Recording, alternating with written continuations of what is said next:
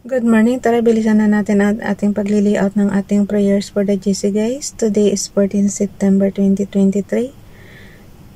Mag-design na tayo. Nandito tayo sa Docs Apps using cellphone ha. So, today ang ating font ay Montserrat. Size 12. Text color ay red. Highlight color is blue. Ay, ano nangyari sa ano ko? Ang bagal. Okay, type na natin 14 September 2023 from Family GC. Ang imang gustong sumali sa Family GC guys, pakikontak yung aming founder Harry B. De La Cruz or yung mga admins dyan, co-founder Muti, admins Roger Pacatang, Eileen Samarin, Aiki Akma, Sarah Gulinga, Nanay Elsa Samrica, and ang inyong lingkod, Ralph Lion Pagobo Vlogs. Nauutal sa sarili niyang YouTube channel. Okay, plus na natin yung ating mga prayers. Basahin ko lang sandali. Yung repost prayer natin, Dear Lord, help us remember what a difference it makes when we make time with you a priority in our morning. Awaken us in body and spirit each day with a desire to meet with you and to hear you speak words of affirmation, assurance, and wisdom over our hearts as we prepare to go into our day. In Jesus' name, Amen. Pagpasensya nyo na yung ingay sa labas, kulog yan. Wala tayong magagawa dyan. Galing yan sa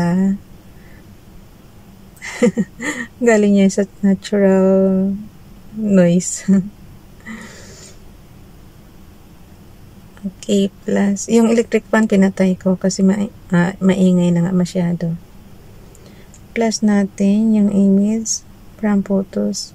Sabi nga diba, mag-sacrifice para kay Father God.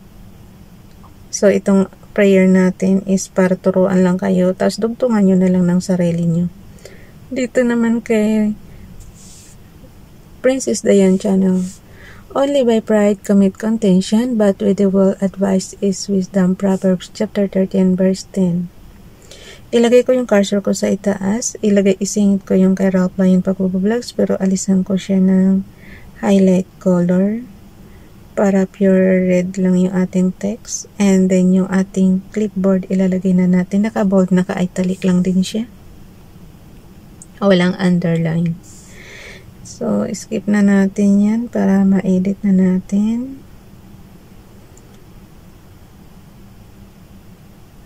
Okay.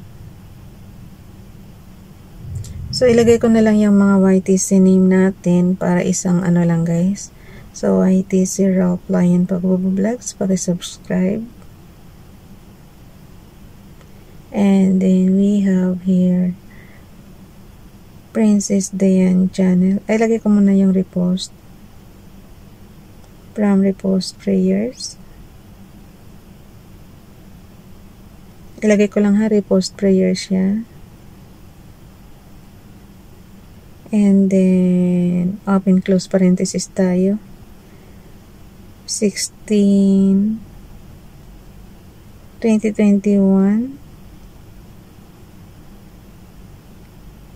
October 16.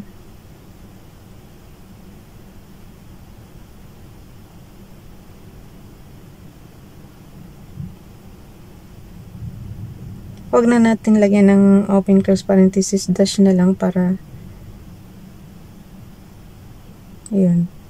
Tapos yung kay ano naman,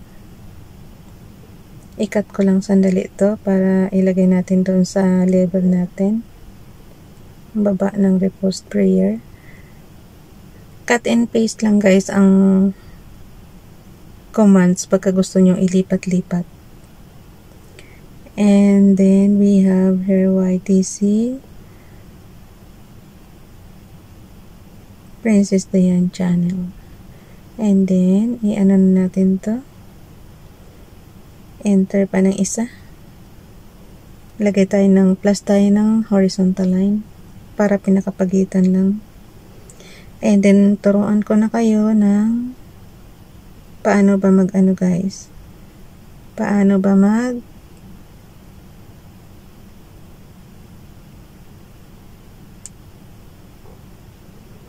Paano ba mag-screenshot sa CP nyo? Sa akin, ito, tuturo ko, ha? Skip muna ako ng dalawa para plain lang siya. So, wala ka ng cursor makikita dyan. Ang pag-screenshot is on and off button and low volume button. Kaya ko tinanong yung dati nating kasamahan sa GC, yung foreigner nating kasamahan sa GC dati. Nagbigay sa akin ng link, kung baga sa ilang taon na, and then ngayon lang ulit siya nag-active sa sa messenger ko. Kaya ko tinanong siya kung active na ulit siya sa YT, sa YouTube channel niya. Kasi mamaya ko patitingnan yung kanyang link. Ayun. Okay.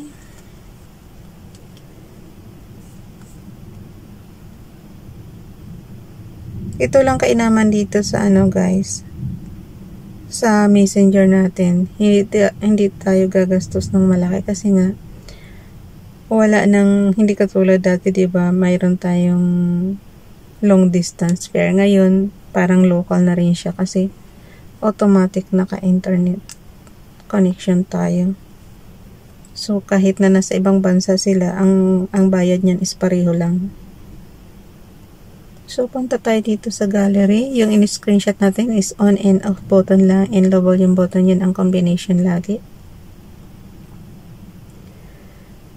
Oh, what happened?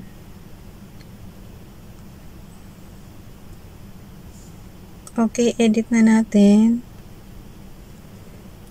Yung screenshot natin na yan, syempre edit mo yan.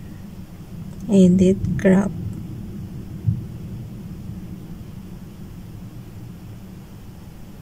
Nabasa ko ba yung kay Ralph? For unto you is born this day in the city of David a Savior, which is Christ the Lord. Luke chapter 2 verse 11. Oh. Alam niyo guys, yung Bible, pag binasa nyo araw-araw yan, kuhanin nyo yung magaganda. Tapos, yung mga curses, huwag nyo nang isama. Ako ganun ginagawa ko eh. Kasi, ang intindi ko ngayon sa Bible is mga sinaon ng Israelita yan. So, syempre may mga curses doon, may mga Kaya ang kinukuha ko lang talaga is yung mga positive lang. Ayan. Ang pinaka-hate ni Yahweh is yung sumamba talaga sa Diyos-Diyosan. Yung yung maraming asawa yung lalaking maraming asawa, na parang naiintindihan ko yung Bible, parang natural lang kasi pinapayagan. Pero sa atin, kasi iba-ibang bansa naman kasi tayo, sa bansa natin parang tayo, naiinis tayo sa ganyan, diba? Pero sa Bible okay naman sila guys. Minsan pa nga yung isa 700 ba yun? 700 ba yun yung anak? Ayun ba? 70? Ewan ko. Hindi ko na matandaan. Basta maraming anak guys sa iba-ibang babae. So yun parang natural na sa kanila. Tanggap sa kanila yan. Pero sa atin sa Pilipinas, medyo hindi pa tayo tanggap. Hindi pa natin tanggap. Siguro kung kaya sabi ko nga kuhanin lang natin yung magaganda sa Bible. Pagka naman, so, huwag na natin kuhanin. Ganun lang siya kasimple. Kaysa ma-stress pa kayo. Diba? Okay. Tsaka ang sa kanila guys, karamihan talaga sa hari, syempre yun ang namumuno sa kanila. Karamihan talaga sa hari, hindi lang talaga isang asawa, marami talaga.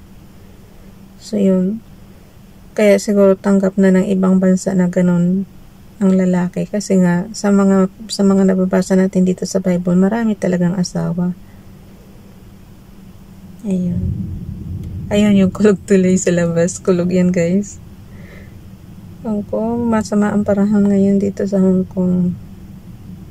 Puro kulog ang naririnig natin dyan sa background. Ano nang gagawin ko? Punta na ako sa slides apps.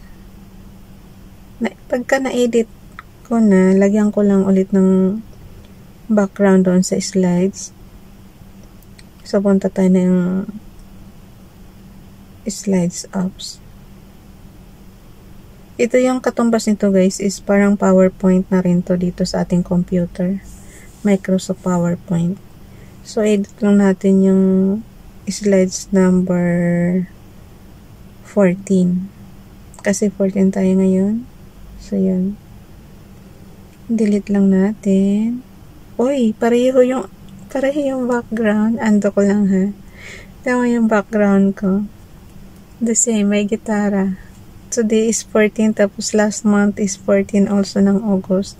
Ito rin yung background ko. Tingnan mo na nun. Coincidence talaga. Pero dito, Philippians chapter 4 verse 8 sa kanya. So, delete lang natin to para ma-update natin ng bago, pero pareho pa rin ang picture ni Punso. Ang galing, no? Yung isa, yung last month is Philippians, today is Proverbs chapter 13 verse 10, pero yung picture guys, pareho. Hindi ko naman yan tiningnan before ako nag-layout. Ang galing.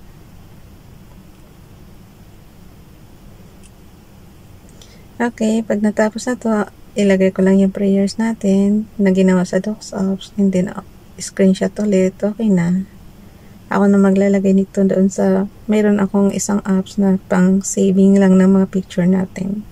Ay, ng mga prayers natin. So, sabi ko nga sa inyo, kahit hanapan nyo ako ng umpisa nating prayers, nandoon lahat. Image from photos. Katulad itong repost prayer natin, isang retrieve ko lang doon sa file name natin last year 2021, nakukuha ko agad. Kasi nakasave siya guys. So, importante talaga nakasave yung mga niya. Ito rin yung purpose ko sa YouTube. Pag nag 60 years old na ako, panonoodin ko talaga yan lahat. Tapos parang sounds ko lang sa pag nag-meditation ka guys sa madaling araw. Nako, ingay na ng sasakyan sa labas. Bilisan na natin, tama na, hinto na raw tayo. Ibig sabihin, may mga bumabiyahe na. Madaling araw pa kasi ako nagigising, tapos ito, nililiaut ko na. Bago natin ipasa sa GC guys. So, sacrifice talaga ginagawa natin. Wala akong absent. Almost 2 years na. Wala tayong absent. Everyday talaga yan. Kahit may sakit nga ako, nag-layout tayo. So, no problem. Diba? Bye everyone. God bless.